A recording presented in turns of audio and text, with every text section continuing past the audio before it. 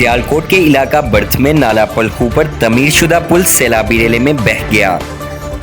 तफसीलात के मुताबिक सियालकोट कैंट से मुल्हका इलाका बर्थ में नाला पलखू पर मौजूद पुराना पुल पानी का बहाव बर्दाश्त न करते हुए मुकम्मल तौर पर टूट गया, जिससे बर्थ और उससे मुल्हका कई देहातों का जमीनी राब्ता सियालकोट और दूसरे इलाकों से मुनक़ता हो गया।